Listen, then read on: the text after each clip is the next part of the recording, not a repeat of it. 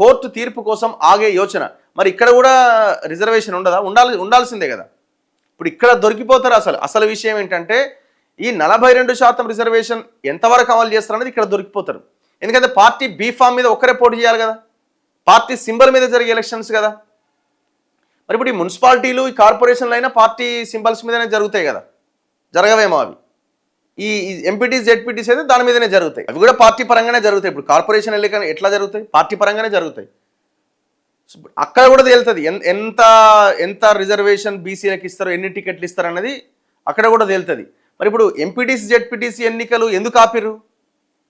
దీని వెనకాల ఉన్న కథ ఏంది అంటే అసలు ఎంపీటీసీ, జెడ్పీటీసీ ఎలక్షన్లు ఉండకపోవచ్చు అని కూడా అంటున్నారు. అంటే ఆ వ్యవస్థని మొత్తం తీసేసే ఆలోచన కూడా రేవంత్ రెడ్డి చేస్తున్నాడు అన్నది కూడా ఒకటి వినబడుతున్నది.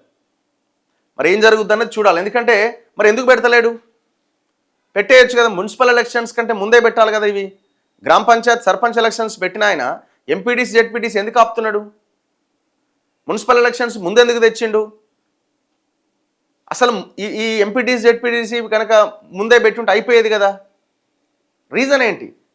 చాలామంది ఏమంటున్నారు, కొంతమంది అంటే మనకున్న సమాచారం ప్రకారం అసలు ఈ వ్యవస్థనే ఎత్తేసే ఛాన్స్ ఉండొచ్చు అన్నది ఒక చర్చ. ఎంతమంది గుండెలాగిపోతాయో పాపం, అందరు రెడీగా ఉన్నారు పోటీ చేయాలని. అనుకోకండి, చర్చ అయితే ఉన్నది. ఇది కోర్టు తీర్పు, ఇదంతా ఏదేదో ఎంత ఉత్తది ట్రాష్ ఇది.